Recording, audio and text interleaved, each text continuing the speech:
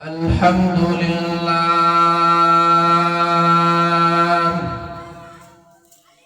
الحمد لله وكفى وسلام على عباده الذين اصطفى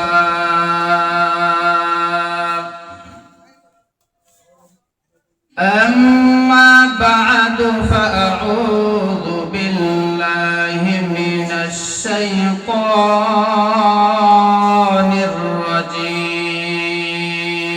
الرجيم بسم الله الرحمن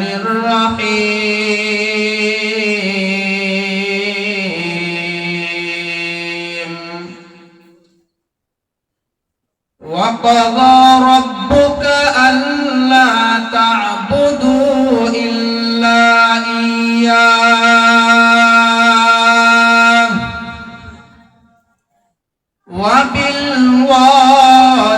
وبالوالدين إحسانا إما يبلغن عندك الكبر أحدهما أو كلاهما فلا تقل لهما أف ولا تنهرهما وقل لهما قولا كريما وقال صاحب القرآن صلى الله عليه وآله وسلم من ولد له ولد فليحسن اسمه وأدبه فإذا بلغ فليزوج فإن بلغ ولم يزوج فأصاب إثما فإنما إثمه على أبيه أو كما قال النبي عليه الصلاة والسلام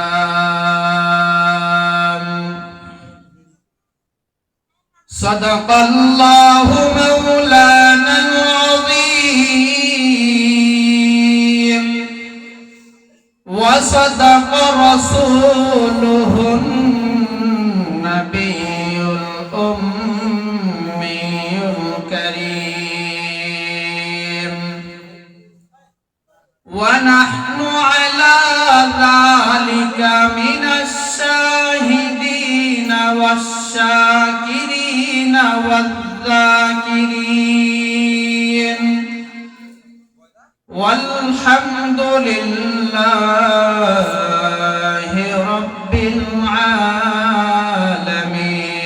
العالمين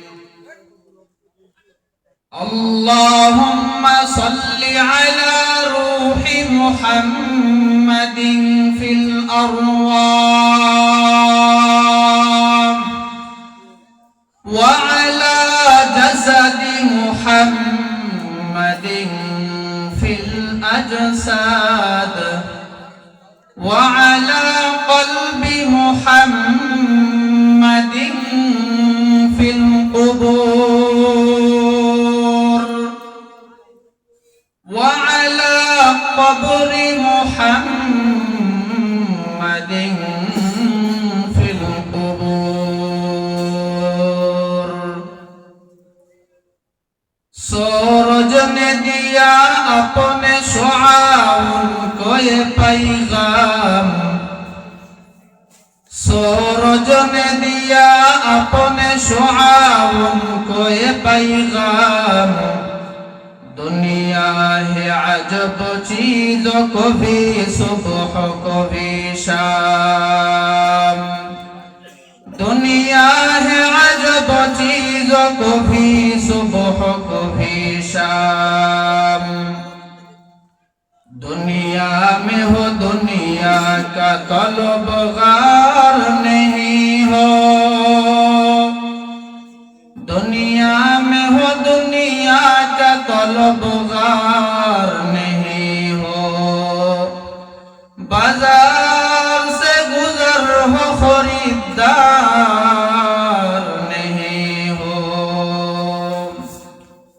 बाजिकर शहर चे बीनी दर फरोश است، वलेकिन के याज दर नशीन است।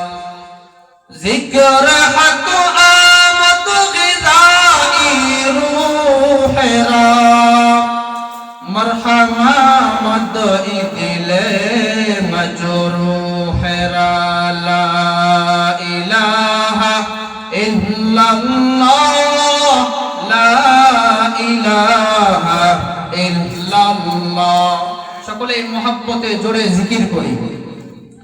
লা ইলাহা ইল্লাল্লাহ, লা ইলাহা ইল্লাল্লাহ, লা ইলাহা ইল্লাল্লাহ, লা ইলাহা ইল্লাল্লাহ, লা ইলাহা ইল্লাল্লাহ, লা ইলাহা ইল্লাল্লাহ, লা ইলাহা ইল্লাল্লাহ, লা ইলাহা ইল্লাল্লাহ, লা ইলাহা ইল্লাল্লাহ মুহাম্মাদুর রাসূলুল্লাহ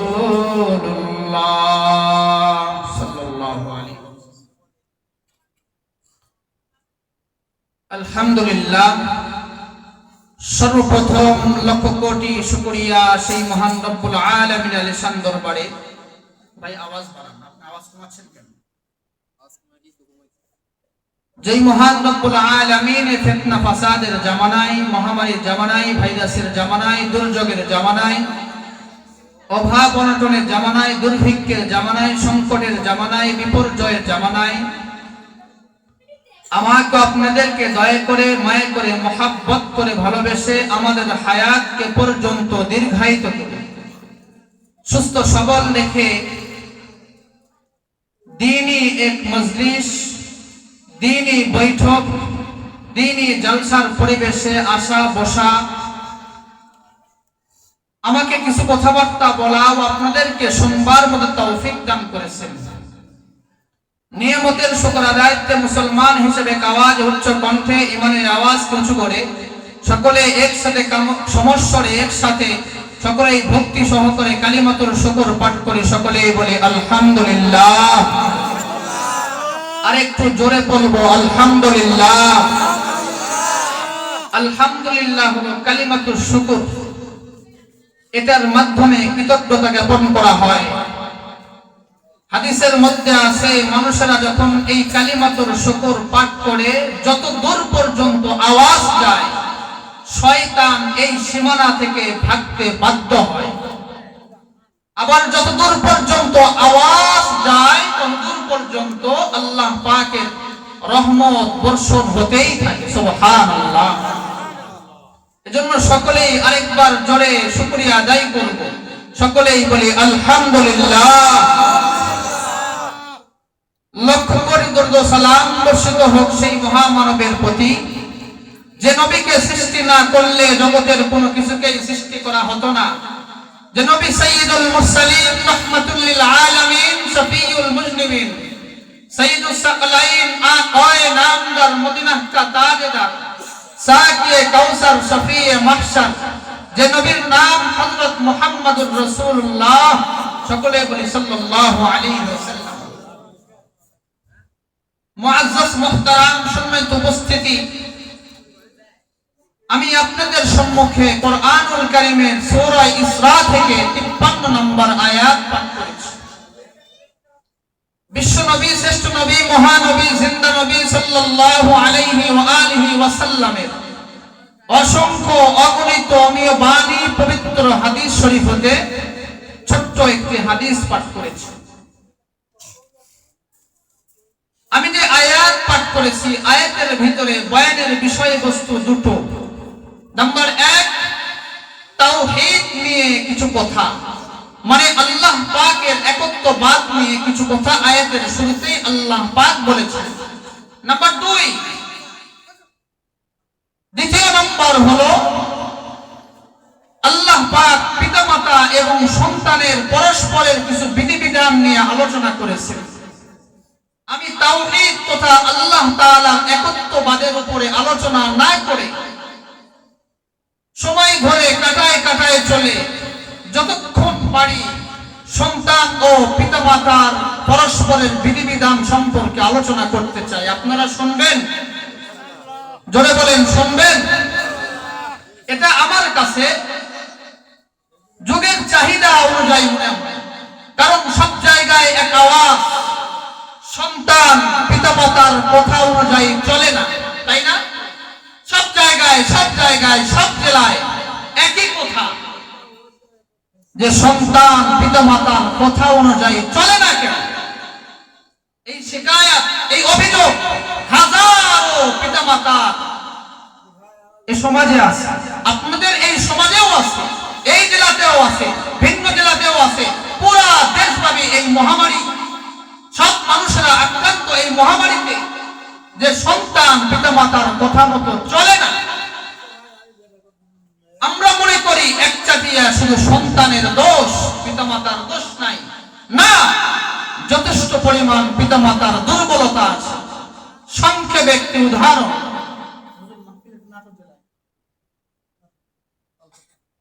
এই নাটোর জেলায় লালপুর থানা, মনে করেন আপনাদের এই লালপুর থানার কোন টাকাওয়ালা মাস্টার সে মনে মনে সিদ্ধান্ত নিল, আমার টাকা পয়সার অভাব নাই, আমার সন্তান অমুক কলেজে পড়ে, আমার ছেলে মেয়ে অমুক কলেজে পড়ে, অমুক কলেজে আরো সমাজের 10 বাবার 10 সন্তান পড়ে, আমার সন্তান ভিন্ন ভিন্ন গরিবদের সন্তানের মতো স্কুল কলেজে যাবে না, এটা মানা যায় না।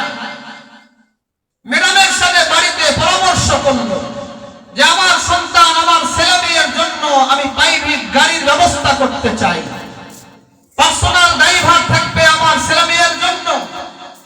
আম্মা জান চার দেওয়ালের ভিতরের অবস্থা দেখেই সিদ্ধান্তের উপরে রায় পেশ করে দিলেন, হ্যাঁ করুন বাবা, এবার সন্তানের জন্য প্রাইভেট গাড়ির ব্যবস্থা করেছি, পার্সোনাল ড্রাইভার রেখেছি। যেহেতু স্কুল কলেজ একটু দূরে, যোগাযোগের অজুহাতে বাবা সুন্দর এক স্মার্টফোন আমার যুবক বন্ধুর হাতে, সুন্দর এক স্মার্টফোন আমার যুবতী বোনের হাতে উঠায় দিয়েছেন, যে বাবার সাথে তার যোগাযোগ করতে হবে।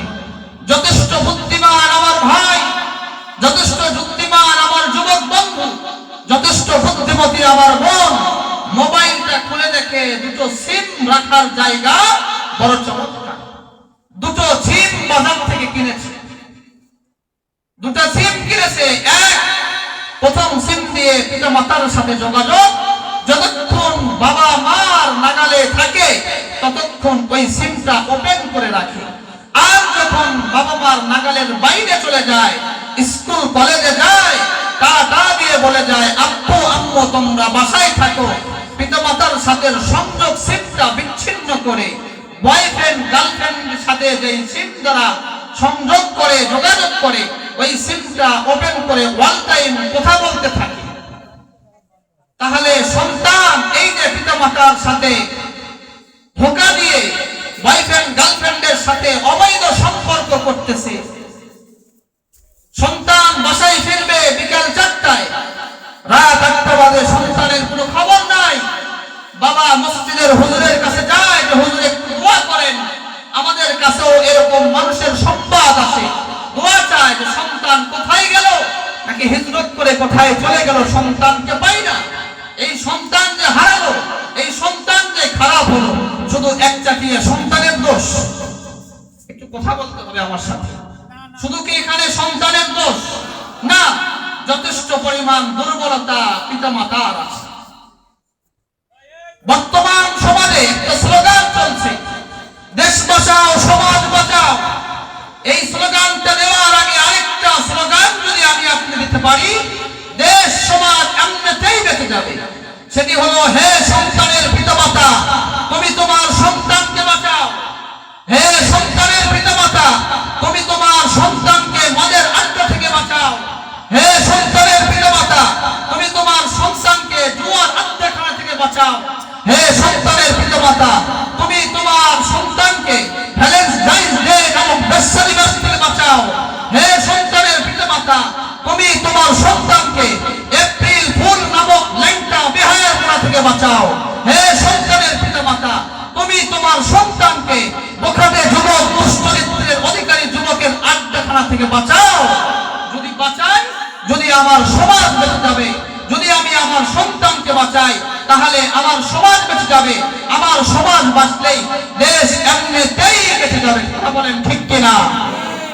আর যদি আমি আমার সন্তানকে স্বাধীনভাবে ছেড়ে দেই, যে বাংলাদেশ 1971 সালে স্বাধীন হয়েছে, নাম্বার 2 2024 সালে আবার স্বাধীন হয়েছে, আমার সন্তান স্বাধীন দেশে যা চায় তা করবে, যা মন চায় তা করবে, যদি এমন মনে করেন, তাহলে আপনার সন্তান হবে ঢাকা গুলশানের হামলার আসামি।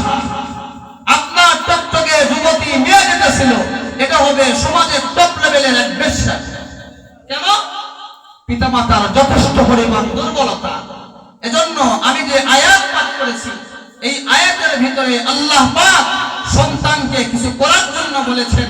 আমি যে হাদিসটা পড়েছি, হাদিসের ভিতরে আল্লাহ পাক নবীর মাধ্যমে পিতার কিছু কর্তব্য দায়িত্বের কথা উম্মতের মাঝে প্রচার করেছেন। আমি বললে আপনারা শুনবেন তো ইনশাআল্লাহ? দেখা যাক যতদূর যাওয়া। আগে হাদিস থেকে আলোচনা করি, সময় যদি পাওয়া যায় পরে কোরআন থেকে আলোচনা করব ইনশাআল্লাহ।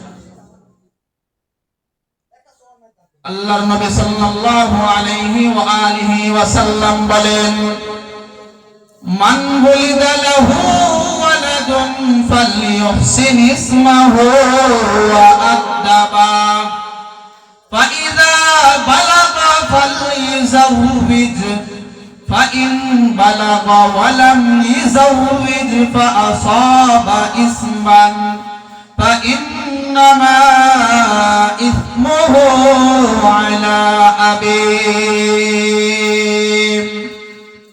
আল্লাহর নবী সাল্লাল্লাহু আলাইহি ওয়াসাল্লাম ডাক দিয়ে বলেন, ও আমার উম্মতেরা, দুনিয়ার ভিতরে যখন কোনো ঘরে কোনো সন্তান জন্মগ্রহণ করবে, যখন কোনো পিতা অথবা যখন কোনো মাতার ঘরে সন্তান জন্মগ্রহণ করবে, তখন এই পিতা এই মাতার জন্য কিছু করণীয় আমি তোমাদের সামনে বলে দিচ্ছি। এক নাম্বার নবী বলেন, ফালইউহসিন ইসমাহু, ওই সন্তানটা ভূমিষ্ঠ হওয়ার পরে সন্তানের সুন্দর একটা নাম রাখবে। সন্তান ভূমিষ্ঠ হওয়ার পরে সুন্দর একটা নাম রাখবে। এটা হলো পিতামাতার উপর দায়িত্ব, এটা হলো পিতামাতার কর্তব্য। এক নাম্বার কর্তব্যের নাম, পিতামাতার যখন সন্তান হবে, সন্তানের সুন্দর একটা নাম রাখবে। কেমন নাম রাখবেন? আল্লাহ পাক কোরআনের এক আয়াতের ভিতরে বলেছেন, কুলিদুল্লাহ আবিদুর রহমান।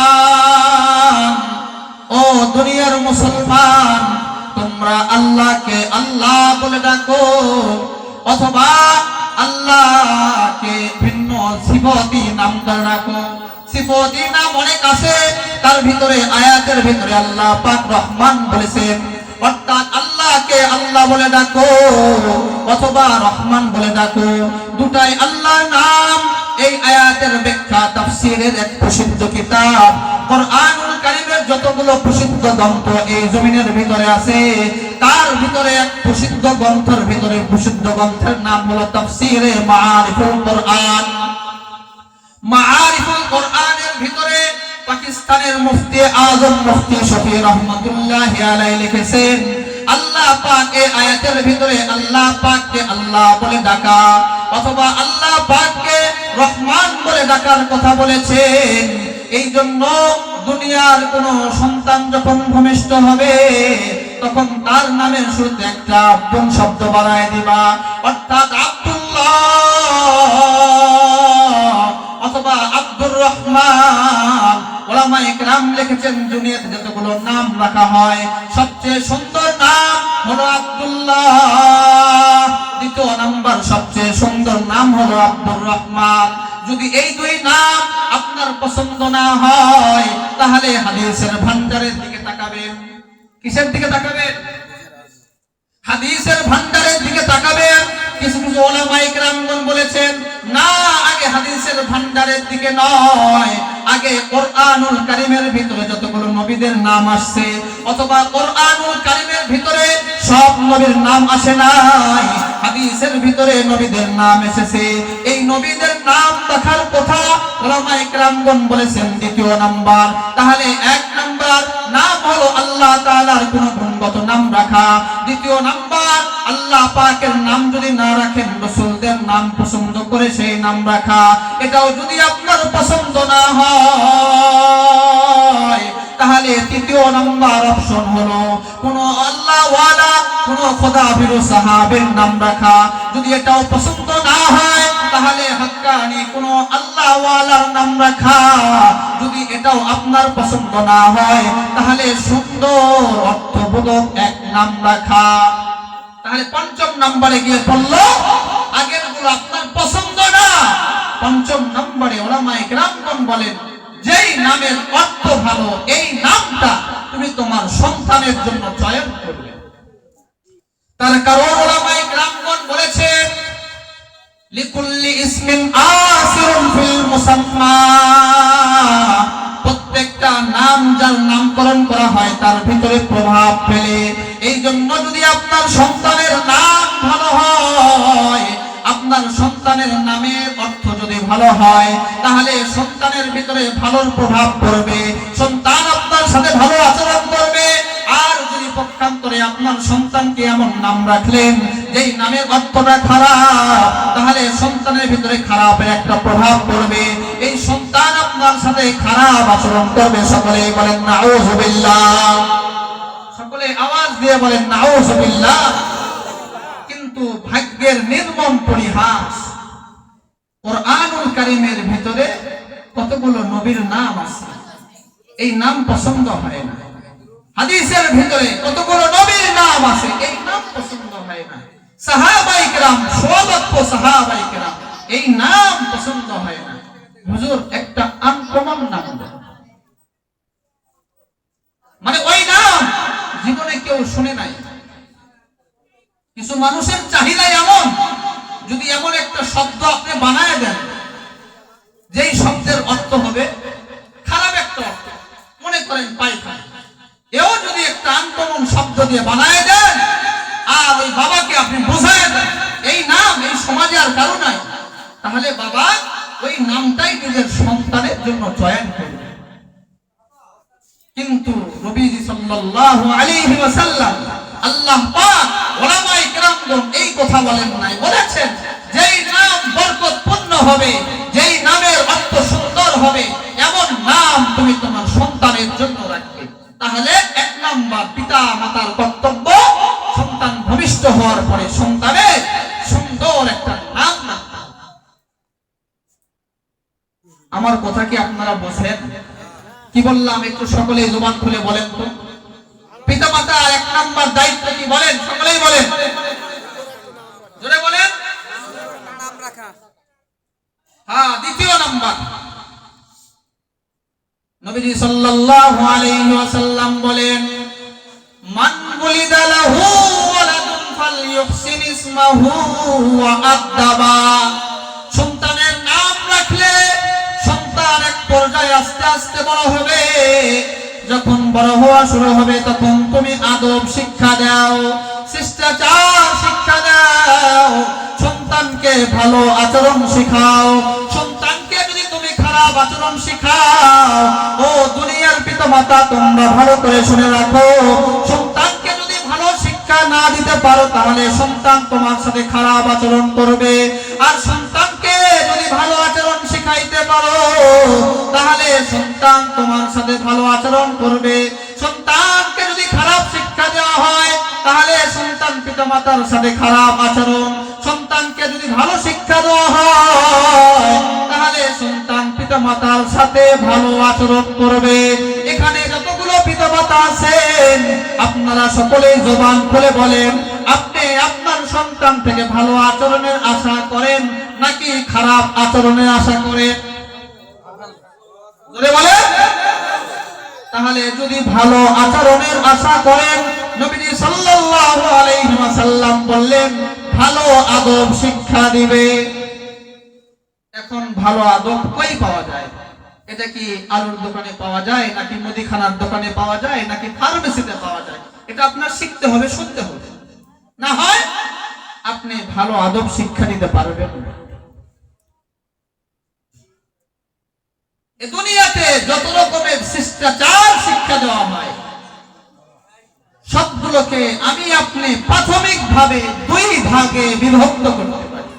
এক, জাগতিক বিদ্যা, যেটা KG, nursery, primary, high school, college, university, Dhaka বিশ্ববিদ্যালয়, অক্সফোর্ড বিশ্ববিদ্যালয়ে শিক্ষা দেওয়া হয়।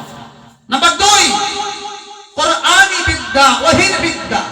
এই বিদ্যা ফুরকানিয়া মাদ্রাসা, সকালের বক্তব্য, কওমি মাদ্রাসা, নুরানি মাদ্রাসা, কিন্ডারগার্টেন মাদ্রাসা, একাডেমি মাদ্রাসা, আরো কওমি মাদ্রাসা, বড় বড় মাদ্রাসাতে শিক্ষা দেওয়া হয়। এটাকে বলা হয় ইলমে ওহী, আসমানি বিদ্যা। এখন এই দুই বিদ্যার ভিতরে আমি এখানে কোন বিদ্যার দালালি করার জন্য বসি নাই। বাকি আল্লাহ আপনাকে মেধা দিয়েছেন, এই মেধার সাথে যেন গাদ্দারি না হয়। ও ভাই, যখন আপনি আমি রাস্তায় চলি, অনেক সিএনজির পিছনে লেখা থাকে মানুষের বিবেক পৃথিবীর শ্রেষ্ঠ আদালত। দেখেন নাই? আপনারা কথা বলেন না কেন? আপনারা সিএনজির পিছনে লেখা দেখেন নাই যে মানুষের বিবেক পৃথিবীর শ্রেষ্ঠ আদালত? আপনি আপনার বিবেক দ্বারা ফয়সালা নেবেন, আপনি আপনার পরিবারের সাথে পরামর্শ করে ফয়সালা নেবেন কোন জায়গায় দিলে আপনার সন্তান সঠিক আদব শিক্ষা পাবে, সঠিক শিষ্টাচার শিক্ষা পাবে, ভালো করে মুআদ্দাব হবে, ভালো সন্তান হবে, সমাজের সূর্য সন্তান হবে, কোন জায়গায় দিলে হবে এটা আপনি সিদ্ধান্ত নেবেন, এটা আমি বলে দিব না। বাকি দুই শিক্ষার কথা বলছি, দুটার একটু বাস্তবতা আপনাদের সামনে তুলে ধরা দরকার। বাকি আপনার প্রেসক্রিপশন আপনি লিখবেন, আপনি ব্যবহার করবেন। ভালো হলে আপনার, খারাপ হলেও আপনার, কারণ প্রেসক্রিপশন আপনি করেছেন আর নিজে বোবা আসি, কাজটাও আপনার। এজন্য আমাকে দোষ দিতে পারবেন না, কোনো আলেমকে দোষ দিতে পারবেন। ছোট্ট একটা কথা দেখেন, সমাজের ভিতরে দুই প্রকার শিক্ষা ব্যবস্থা চালু আছে। এক শিক্ষা ব্যবস্থা, যেই শিক্ষা ব্যবস্থা স্কুল, কলেজ, ইউনিভার্সিটিতে দেওয়া হয়। দ্বিতীয় নাম্বার শিক্ষা ব্যবস্থা, যেই শিক্ষা ব্যবস্থা মাদ্রাসার বারান্দায় দেওয়া হয়। এই দুই শিক্ষা ব্যবস্থার ভিতরে আমরা একটা লেখা অনেক জায়গায় দেখি, বিশেষ করে যেখানে প্রাইমারি স্কুল আছে, দেওয়ালে লেখা দেখবেন শিক্ষার জন্য এসো, সেবার জন্য বেরিয়ে যাও। আরেক লাইন পরে যদি দেখেন ওখানে লেখা আছে শিক্ষায় জাতির মেরুদণ্ড। এমনটা লেখা থাকে। এমন কোথায় স্যার মাস্টার সন্তানকে শিখায় শিক্ষায় জাতির মেরুদণ্ড। এখন দেখেন, যেই শিক্ষা সন্তানকে সঠিক শিক্ষা দেয়, যেই সন্তান, যেই শিক্ষা সন্তানকে ভালো মানুষ বানায়, আমি আপনি সহ পুরা সমাজ, পুরা দেশবাসী, পুরা পৃথিবীবাসী ওই শিক্ষাটা আপনার আবার গ্রহণ করা দরকার। আর যেই শিক্ষা ব্যবস্থা আমার সন্তানকে অমানুষ বানায়, আমার সন্তানকে বেহায়া বানায়, আমার সন্তানকে বেদিন বানায়, আমার সন্তানকে বদ্দিন বানায়, আমার সন্তানকে ইসলামের ঐতিহ্য থেকে দূরে সরায়, ওই শিক্ষা আসল শিক্ষা হতে পারে না। তার কারণ যদি কোনো শিক্ষা গ্রহণ করে, কোনো শিক্ষার নাম নিচ্ছে না আমি, এবার আপনি বুঝবেন কাউকে ছোট করে দেখার অবকাশ নাই, সুযোগ নাই। যেই শিক্ষা আপনার কলমের খোঁচায় কোটি টাকার খিয়ানত শেখায়, যেই শিক্ষা অর্জন করলে মানুষের, গরিব মানুষের পেটে লাথি মারা শেখায়, যেই শিক্ষা অর্জন করলে মানুষের গম ডাল চাল তেল রাস্তার নামে যা বরাদ্দ হয় ওটা মেরে খাওয়া শেখায়, আপনার বিবেক যদি বলে ওটা আসল শিক্ষা, আপনি আপনার সন্তানকে নিয়ে গিয়ে ওই প্রতিষ্ঠানে ভর্তি করাবেন। আর যদি বলেন না, যেখানে গেলে আমার সন্তান মানুষের সম্পদ মেরে খাওয়ার সুযোগ আছে, যেখানে গেলে আমার মেয়ে ধর্ষিতা হতে পারে, যেখানে গেলে আমার মা আমার বোন এর অন্যায় খুলে নেওয়া হবে, হাজারো হাজার মা আমার বোন এই দেশে এখন ধর্ষণ হচ্ছে। যদি দেখেন আমার বোন আমার মা আমার মেয়েকে ওই প্রতিষ্ঠানে দিলে ধর্ষিতা হবে, তাহলে ওখানে দিবেন না। যেখানে দিলে ধর্ষিতা হবে না আপনি সেখানে দিবেন। আমার সন্তান ওখানে গেলে কোটি টাকার খেয়ালত করবে, সন্তানকে ওখানে দিবেন না, সন্তানকে সরায় নেবেন। যেই জায়গায় দিলে সন্তান আপনার সেবা করবে, যেই জায়গায় দিলে সন্তান আপনার খেদমত করবে, যেই জায়গায় দিলে আপনার সন্তান শিক্ষা গ্রহণ করে আপনাকে বৃদ্ধাশ্রমে রেখে আসবে না, এমন জায়গায় দিলে।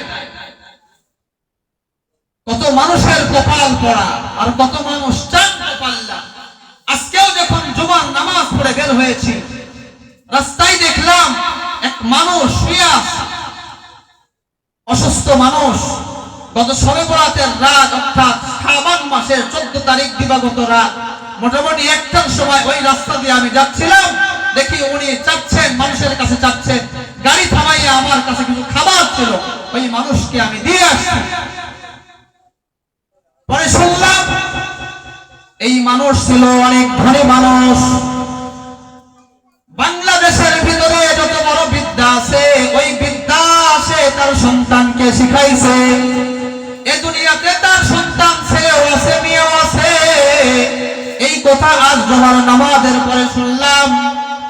এক মানুষ চোখের পানি ছেড়ে দিয়ে বলছে, হুজুর আমরা বড় বিপদে আছি, এই মানুষটা এখানে আমাদের কাছে আছে, আমরা তাকে উদ্ধার করতে পারতেছি না।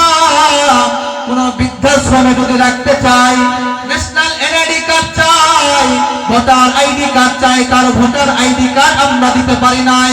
10,000 টাকা চাই।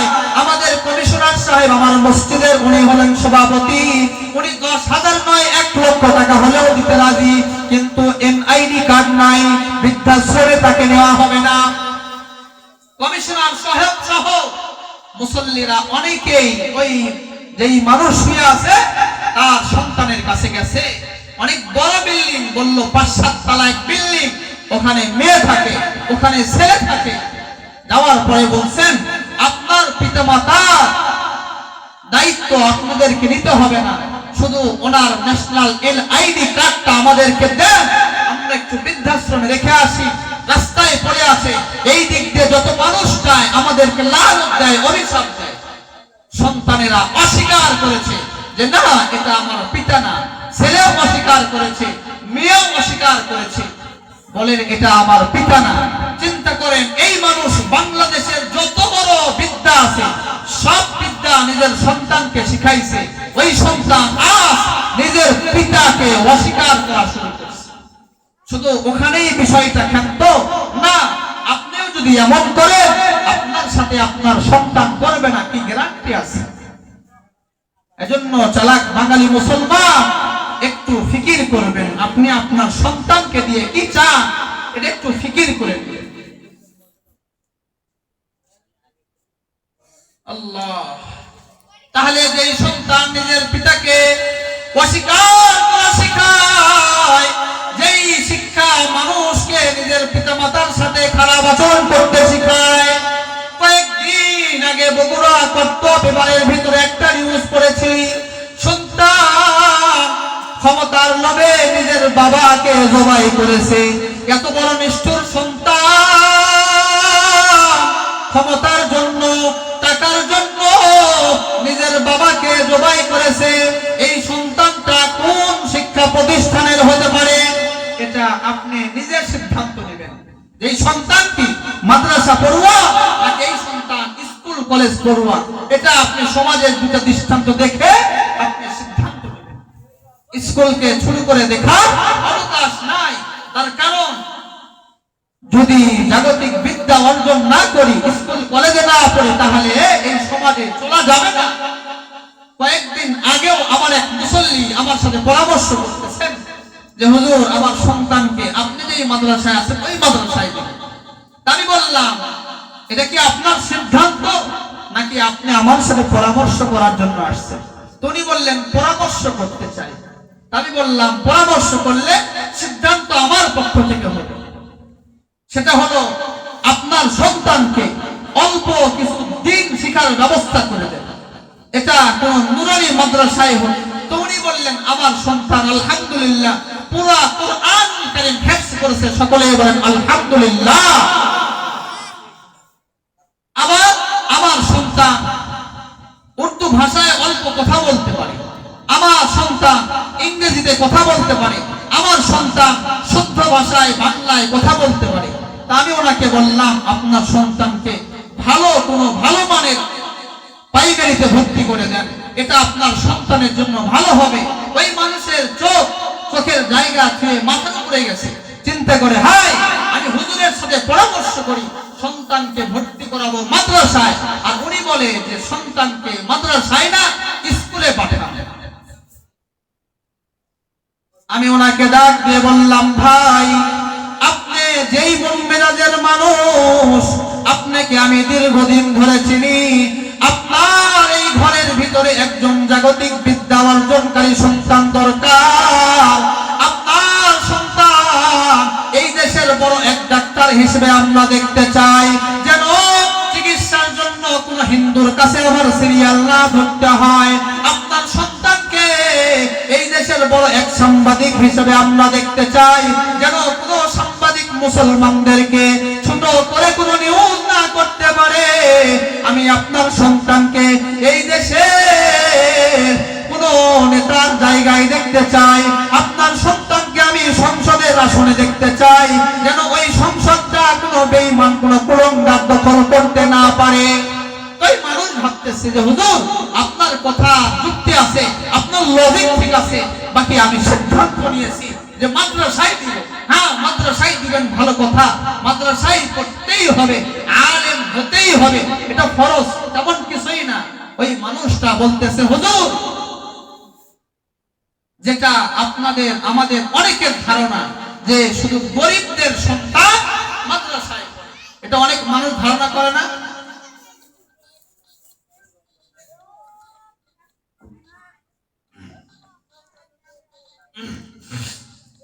অনেক মানুষ এমন ধারণা করে যে গরিবদের সন্তান শুধু মাদ্রাসায় পড়ে। না ভাই, আল্লাহর কসম একবার, আল্লাহর কসম দুইবার, আল্লাহর কসম তিনবার, ওয়াল্লাহি বিল্লাহি তাল্লাহ, আল্লাহর কসম। ও নাটোর জেলার মুসলমান, এমন যদি ভাবেন তাহলে আপনার ভুল হবে। আপনি যান শহর পর্যায়ে কোন মাদ্রাসায় যান, নাটোরের বড় মাদ্রাসায় যান, আপনার বড় মাদ্রাসায় যান, ঢাকার বড় বড় মাদ্রাসায় যান, বগুড়ায় জামিল মাদ্রাসায় যান। ওইগুলো মাদ্রাসার ভিতরে পুলিশের ছেলে কোরআনের হাফেজ, ওসির ছেলে কোরআনের হাফেজ, ডিসির ছেলে কোরআনের হাফেজ, আর্মির ছেলে কোরআনের হাফেজ, সাংবাদিকের ছেলে কোরআনের হাফেজ। যদি তাদেরকে প্রশ্ন করা হয় আপনি আপনার সন্তানকে এই লাইনে কেন দিলেন, আপনি চাইলে আপনার সন্তানকে পুলিশ বানাইতে পারতেন, কিন্তু না, ওই লাইন ছেড়ে আপনি এই লাইনে কেন দিলেন? ওই মানুষ উত্তর দেয় হুজুর যা কামাই করেছি 2-4 পুরুষ যদি বসে থাকে খায় তাও ফুরাবে না।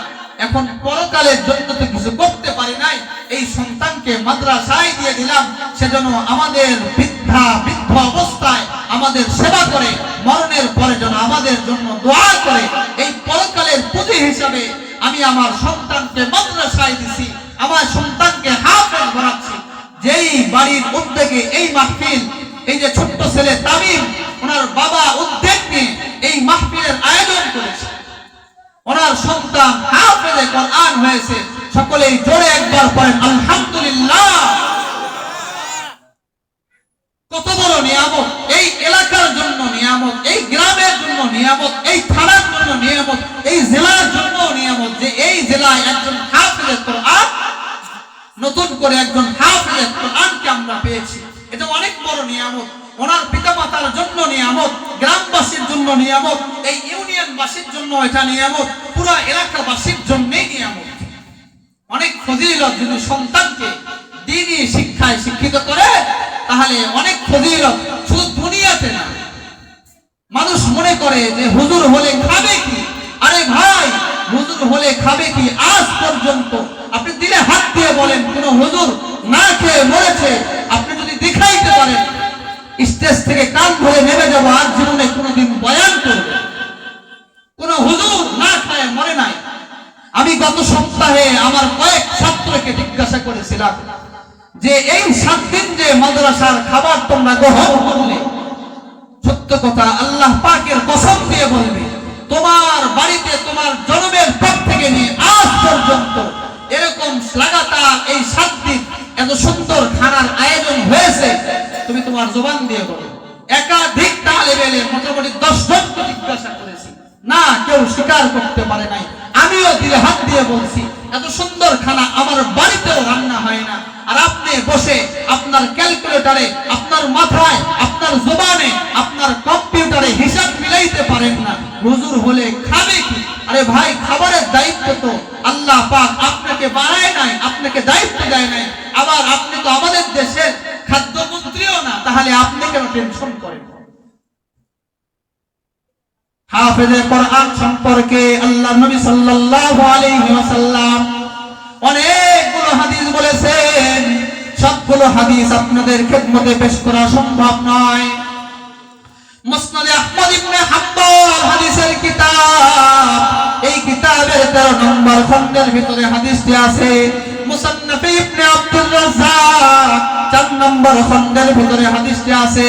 সুনানে দারকুতনি 7 নম্বর খণ্ডের ভিতরে হাদিসটা আছে।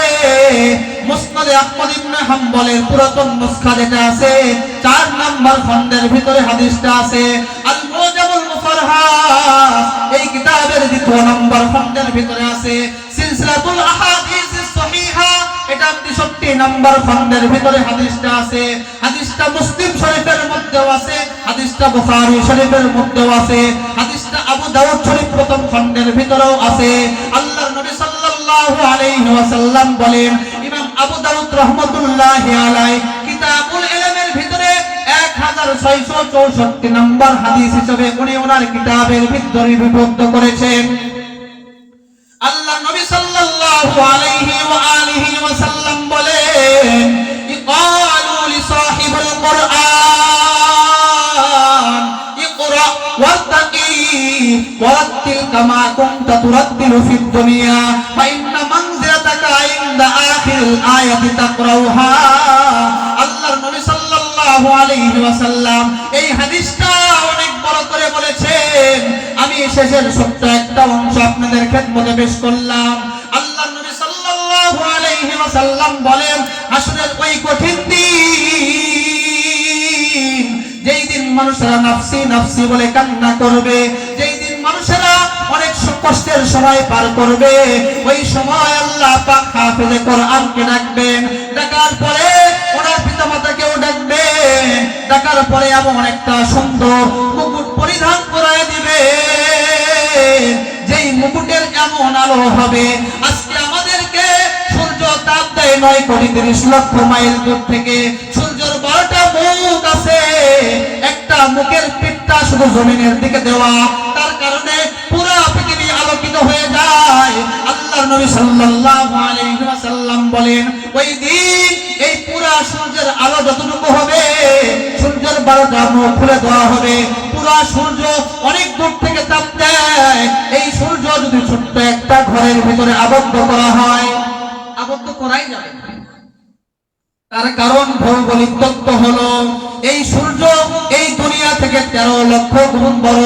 আল্লাহর নবী সাল্লাল্লাহু আলাইহি ওয়াসাল্লাম বোঝাবার জন্য বলছেন, ছোট্ট একটা ঘরে যদি সূর্যের সব আলো দেওয়া হয়, যে পরিমাণ আলোকিত হবে এই পরিমাণ আলোকিত একটা মুকুট সম্মানী হাফেজে কোরআনের পিতামাতাকে দেওয়া হবে। সকলে বলেন সুবহানাল্লাহ, আরো ধরে পড়েন সুবহানাল্লাহ।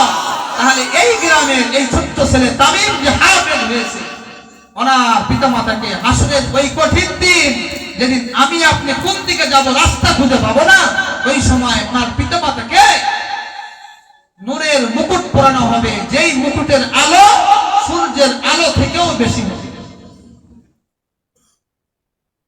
এরপরে আল্লাহ নবী সাল্লাল্লাহু আলাইহি ওয়াসাল্লাম বলেন, ওই সময় আল্লাহ পাক হাফেজে কোরআনকে বলবেন, ইকরা ওয়ারতাকি ওয়ারাত্তি কামা কুনতা তুরাত্তিলু ফিদ দুনিয়া। ও হাফেজে কোরআন, একটা করে আয়াত পড়বে, জান্নাতের একতলা উপরে যাবে, আবার একটা আয়াত পড়বে আরেকতলা উপরে যাবে, আবার একটা আয়াত পড়বে আরেকতলা উপরে যাবে। যতগুলো আয়াত তুমি মুখস্থ বলতে পারবে ততগুলো তাড়াতাড়ি উপরে যেতে পারবে। হযরত আম্মা জানা আয়েশা রাদিয়াল্লাহু তাআলা আনহা বলেন, কোরআনুল কারীমের ভিতরে ৬২৩২ টা আয়াত আছে। সুতরাং যদি কোনো হাফেজে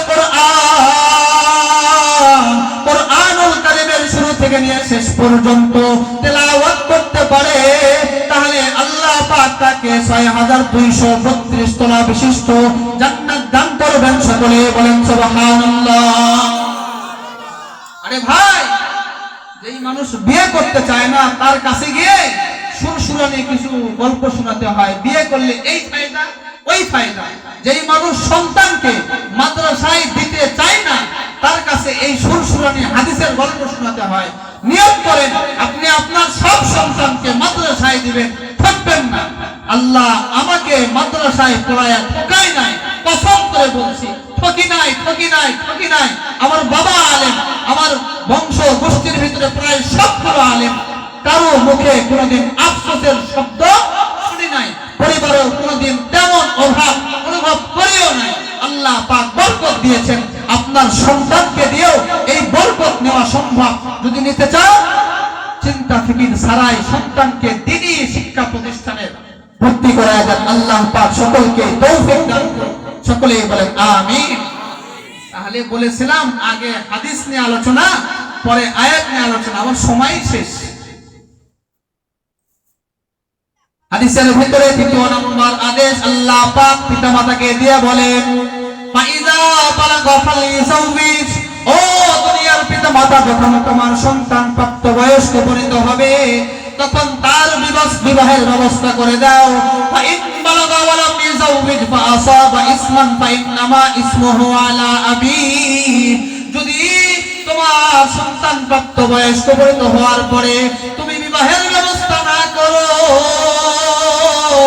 আর তোমার সন্তান ক্রমান্বয়ে আগাইতে আগাইতে আগাইতে কোনো কবিরা গুনাহ করে ফেলে, তাহলে ও পিতামাতা, তোমার সন্তানের এই গুনাহের ভাগ তোমার কবরেও চলে যাবে। সকলেই বলেন নাউযুবিল্লাহ। অনেক বড় আলোচনা এখানে শেষ করে দেব।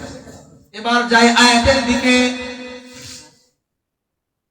আয়াতের ভিতরে আল্লাহ রব্বে কারীম বলেছেন, وَقَضَى رَبُّكَ أَلَّا تَعْبُدُوا إِلَّا إِيَّاهُ وَقَضَى أَيْ أَمَرَ وَقَضَى أَيْ حَكَمَ وَقَضَى أَيْ أَلْزَمَ وَقَضَى أَيْ أَوْجَبَ।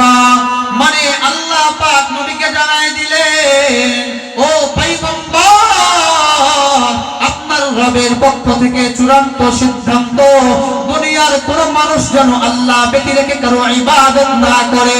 দুনিয়ার কোন মানুষ আল্লাহ ব্যতি রেখে যেন কারো ইবাদত না করে, তারা যেন মূর্তির ইবাদত না করে, তারা যেন গির্জার ইবাদত না করে, তারা যেন যিশুর ইবাদত না করে, শুধুমাত্র একমাত্র আল্লাহ পাকের ইবাদত করে। এটা আমার আলোচনার বিষয় নয়। নাম্বার 2, وَقَضَى رَبُّكَ وَبِالْوَالِدَيْنِ إِحْسَانًا। হে পয়গম্বর, আপনার রবের পক্ষ থেকে চূড়ান্ত সিদ্ধান্ত, দুনিয়াতে প্রত্যেক সন্তান যেন পিতা মাতার সাথে ইহসান করে। ইহসান কি করে? করেন সবাই বলেন, সবাই বলেন কি করবে? সন্তান পিতা মাতার সাথে ইহসান করবে। ইহসান, এখন শুনেন ইহসান কাকে বলে। সংক্ষেপ কথা হলো, ইহসান শব্দের শাব্দিক অর্থ হলো বান্দা দিতে বেশি দাও, নিতে কম নাও। দিতে বেশি, নিতে কম নাও। দিতে বেশি দাও মানে আল্লাহ পাক পৃথিবীর সব সন্তানকে শিখায়া দিচ্ছেন, ও সন্তান,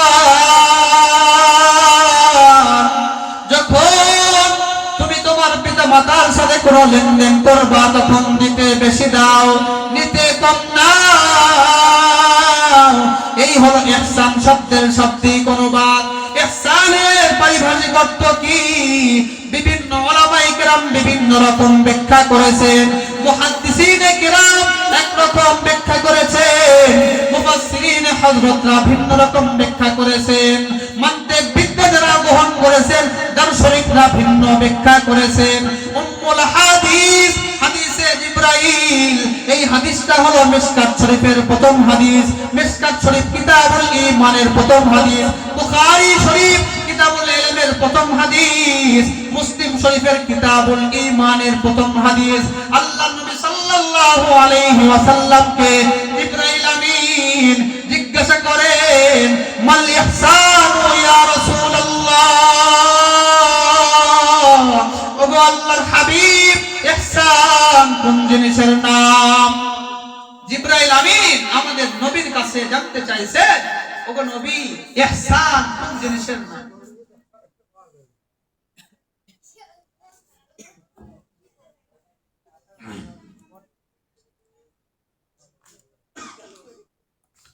আমাদের নবী সাল্লাল্লাহু আলাইহি ওয়াসাল্লাম জিবরাইল আমিনের এই প্রশ্নের উত্তর দিতে গিয়ে বলেন, ভাই জিবরাইল, আনতা আবুদাল্লাহ কান্নাকা তারাহু ফা ইন লাম তাকুন তারাহু ফা ইন্নাহু ইয়ারা। ভাই জিবরাইল, তুমি যখন কোনো ইবাদত করবা তখন আল্লাহ পাকের সামনে এমন ভাবে দণ্ডায়মান হবা, মানে যখন নামাজ পড়ার জন্য যাই নামাজ দাঁড়াইবা, হজ করার জন্য যখন খানায় কাবার সামনে দণ্ডায়মান হবা, কুরবানি জন্তু জবাই করার জন্য জন্তুর সামনে যখন তুমি চাকু নিয়ে দাঁড়াইবা, তোমার অন্তরে এমন হালাত আনবা, তোমার অন্তরে এমন হালাত আনবা যে তুমি নিজের চোখে আল্লাহ পাককে দেখতে পাও। তোমার ঈমান আমল যদি দুর্বল হয়, যেমন আমরা যখন যাই নামাজে দাঁড়াই তখন চোখ বন্ধ করলে আল্লাহ পাককে দেখতে পাই না, আমরা যখন কুরবানির জন্তু জবাই করব তখন আল্লাহ পাককে দেখতে পাই না। নবী বিষয়টা সহজ করে দিয়ে বলেন, অবশ্যই অবশ্যই তোমার অন্তরে এই হালাত আনবা। যদি তুমি নিজের চোখে আল্লাহ পাককে না দেখো, আল্লাহ পাক অবশ্যই তোমাকে আমাকে দেখতেছেন। আল্লাহ পাক দেখতেছেন, এই হালাত আনার নাম হলো ইহসান। তো নবী এই ইহসানের এই ব্যাখ্যা দিয়েছেন।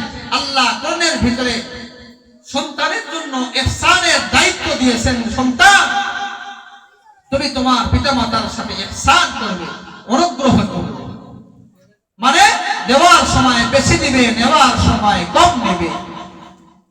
অর্থাৎ তার ব্যাখ্যা হলো, ও সন্তান, ও নাটোর ও লালপুরের যুবক, তোমার পিতামাতা যদি তোমাকে অল্প কিছু দেয় তুমি তাদেরকে বেশি দিবা। তোমার পিতামাতা যদি তোমাকে মাটিতে ঘুম পাড়ায় তুমি তোমার পিতামাতাকে উন্নত মানের খাটের ভিতরে ঘুম পাড়াবা। তোমার পিতামাতা যদি তোমাকে 2 বেলা খানা দেয় তুমি তোমার পিতামাতার জন্য 3 বেলা খানার ব্যবস্থা করবা, মাঝে মধ্যে ফলমূল কিনে দিবা। তোমার শীতকালে তোমার পিতামাতা তোমাকে 2 জোড়া পোশাক নিয়ে দিত, তোমার পিতামাতাকে শীতকালে তুমি 5 জোড়া পোশাক নিয়ে দিবা। এটা হলো ব্যাখ্যা। ইহসানের ব্যাখ্যা হলো, সন্তান দেওয়ার সময় বেশি দাও, নেওয়ার সময় কম দাও। পিতামাতাকে বেশি দিতে হবে। এই বেশি যদি আমি আপনার সন্তানকে সুশিক্ষায় শিক্ষিত করতে পারি তাহলে আশা করবেন। আর যদি বলেন না আমি আমার সন্তানকে ও ভিন্ন পন্থা শিক্ষা দিব, তাহলে কপালে আপনার কপালে মনে করেন ওই শেষ বয়সে বৃদ্ধাশ্রমের ভাব, অথবা বাড়িতে এক সঙ্গে খাওয়া আরেক সঙ্গে বন্ধ, এক সঙ্গে খাওয়া আরেক সঙ্গে বন্ধ, এভাবেই আপনার জীবনের শেষ অংশ ব্যয় করে।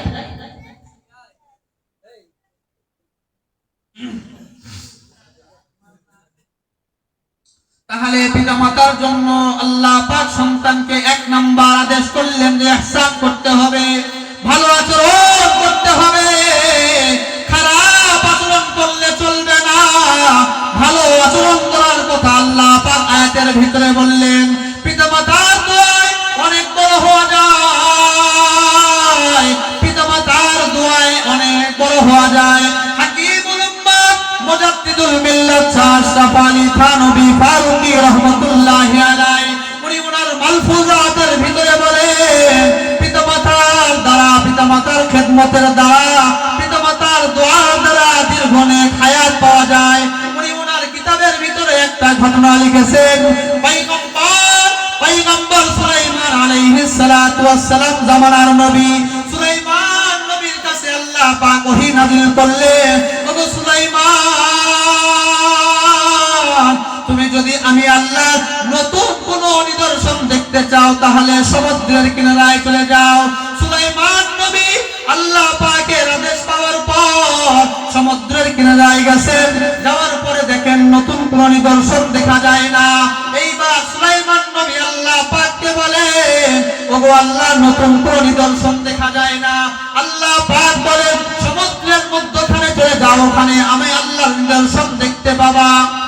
সুলাইমান নবী সমুদ্রের মধ্যে গেছেন, যাওয়ার পরে দেখেন একটা ঘর, ঘরে 4টা দেওয়াল আছে, 4 দেওয়ালে 4টা দরওয়াজা আছে, 4 দরওয়াজা খোলা, কিন্তু কোন দরওয়াজা দিয়ে এক ফোঁটা পানিও ঘরের ভিতরে ঢুকে না।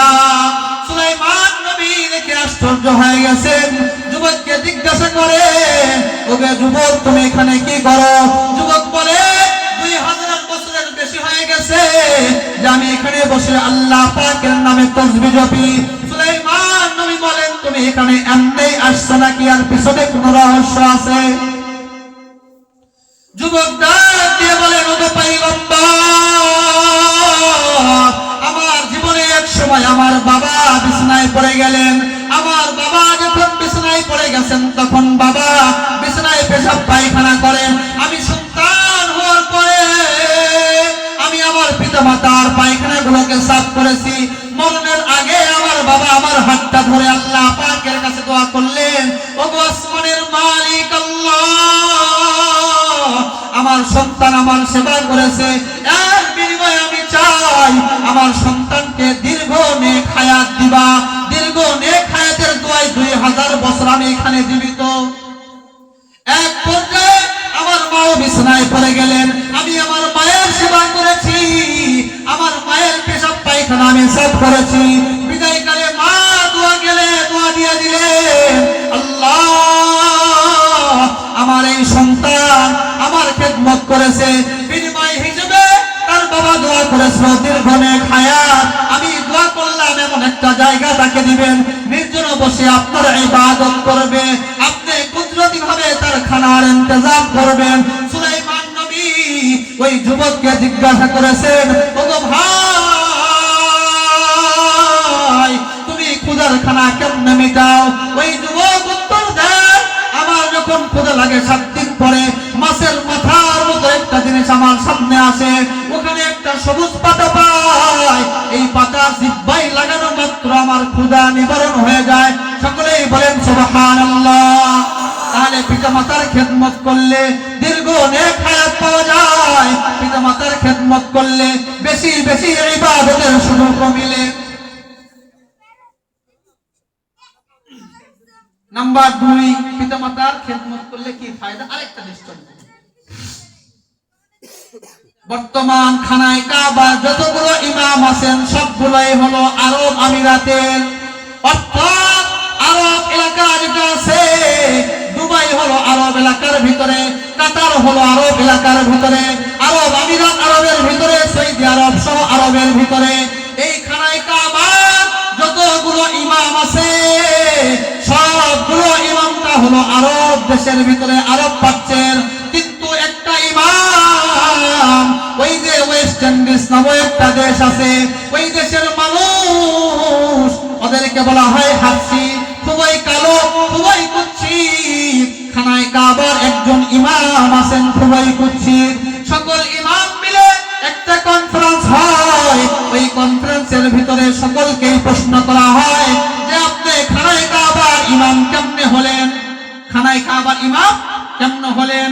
ওই মানুষটা উত্তর দেয়, আমি বাড়ির ভিতরে একদিন দুষ্টমি করে কোরআন তেলাওয়াত করতেছিলাম, আমার মা ঘুমায় আর আমি তেলাওয়াত করি, মায়ের ডিস্টার্ব হয়। ওই সময় মা আমাকে বদদুয়া হিসেবে বলে দিলেন, আল্লাহ পাক যেন তোকে খানায় কাবার ইমাম বানায়। মায়ের বদদুয়া আল্লাহ কবুল করেছে, এর বিনিময়ে আল্লাহ পাক আমাকে খানায় কাবার ইমাম বানায় দিয়েছেন। সকলে বলেন আল্লাহু আকবার। এখন একটা কথা শুনেন, পিতামাতার যদি সেবা না করি তাহলে কি হবে এটা জানতে হবে না? পিতামাতার সেবা করতে হবে। এই সেবা যদি আমি আপনার সন্তানকে, আমি আমার সন্তানকে, আমার ছেলেকে, আমার ভাইকে, আমার অধীনস্থ যারা আছে তাদেরকে স্কুল কলেজে ভর্তি করাই, তাহলে সেবার আশা করা বোকামি হবে। আম গাছে কাঁঠাল ধরে না, ওই প্রতিষ্ঠানে পড়ে কোন সন্তান পিতামাতার সেবা করে না। যদি সেবা চাই তাহলে আপনার সন্তান, আমার সন্তানকে মাদ্রাসার ভেতরে ভর্তি করাতে হবে। সেবা সন্তান অবশ্যই করবে, আর সেবা করলে সন্তান দুনিয়াতেও শান্তি পাবে, পরকালেও জান্নাতের মালিক হবে। সকলে বলেন সুবহানাল্লাহ। আর যদি সেবা না করে তাহলে জাহান্নামের মালিক হবে। আমাদের নবী মুহাম্মদুর রাসূলুল্লাহ সাল্লাল্লাহু আলাইহি ওয়াসাল্লাম একদিন জান্নাতুল বাকির ভিতরে হাঁটতেছেন। নবী ঘুরে ঘুরে দেখেন সব কবরের ভিতরে মাইয়াতগুলো আরামে আরামে ঘুমায়, কিন্তু একটা কবরের ভিতরে আগুন জ্বলতেছে, আগুন। আল্লাহর নবী আল্লাহ পাককে জিজ্ঞাসা করলেন, ওগো আসমানের মালিক আল্লাহ, এই কবরের ভিতরে আগুন কেন জ্বলে? আল্লাহ পাক জানায় দিলেন, মায়ের বদদুয়ার আগুন। নবী এবার ঘরে ফিরার পর সাহাবায়ে কেরামের জামাতদেরকে বললেন, ওগো সাহাবায়ে কেরাম, অমুক জায়গায় একটা কবর আছে, মাইয়াতের পিতামাতা দুনিয়ায় থাকলে এখানে ডেকে আনো। মাইয়াতের মাকে পাওয়া গেল। নবীজি ওই মাইয়াতের মাকে বললেন, আম্মা যান, আপনি আপনার সন্তানকে মাফ করে দেন, আপনার সন্তানের কবরের ভিতরে আগুন জ্বলতেছে। মা বলেন, নবী আমি আমার সন্তানকে মাফ করব না, তার কারণ আমার সন্তান আমার সাথে বেয়াদবি করেছে। নবী বলেন, আগুন জ্বলতেছে। মা বলে, আমি আমার সন্তানকে মাফ করব না। নবী বারবার দরখাস্ত করতে আছে। মা ডাক দিয়ে বলেন, পয়গম্বর, সেই পুরানো দুঃখের কথা আমাকে মনে করায় দিবেন না।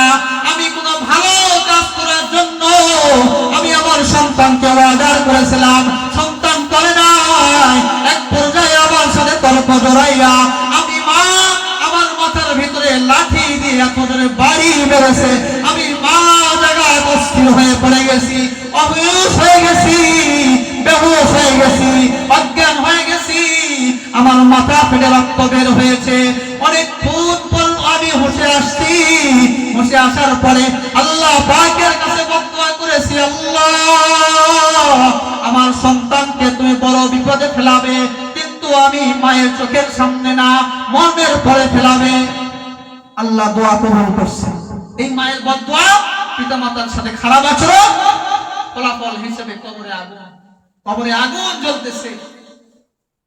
নবী দেখতেছেন এই মা তো সন্তানকে মাফ করবে। এইবার আমাদের নবী দুহাত তুলে আল্লাহ পাকের কাছে কাকুতি মিনতি করে বলেন, আল্লাহ আপনি মায়ের সামনে কবরের হালাত ওপেন করে দেন। মা যদি দেখে তার সামনে তার আগুনটা আগুনে পোড়াচ্ছে, তাহলে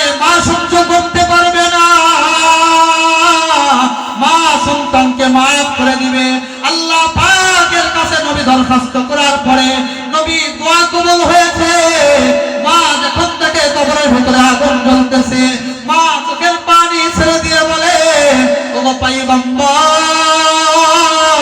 আমার সন্তানের জন্য আমিও দোয়া করব, আপনিও দোয়া করেন যেন আমার সন্তানের কবরের আগুনটা নিভে যায়। সকলেই বলেন আল্লাহু আকবার। এরপরে নবী এবং তার মা দুজনে মিলে আল্লাহ পাকের কাছে দোয়া করেছেন, মা মাফ করে দিয়েছেন, সন্তানের কবরটা জান্নাতের বাগিচা হয়ে গেছে। সকলেই বলেন সুবহানাল্লাহ। আলোচনা শেষ, আলোচনা শেষ। যা বুঝলাম, পিতামাতার সেবা করতে হবে, সন্তান পিতামাতার সাথে ভালো আচরণ করতে হবে। যদি না করি তাহলে ভবিষ্যৎ পরিণাম দুনিয়াতেও খারাপ, পরকালেও খারাপ হবে। আল্লাহ পাক আমি সহ আপনাদের সকলকে এই কথাগুলোর উপরে আমল করার তৌফিক দান করুক। সকলেই বলেন আমিন। ওয়া আখিরু দাওয়ানা আলহামদুলিল্লাহি রাব্বিল আলামিন। আসসালামু আলাইকুম ওয়া রাহমাতুল্লাহি ওয়া বারাকাতুহু।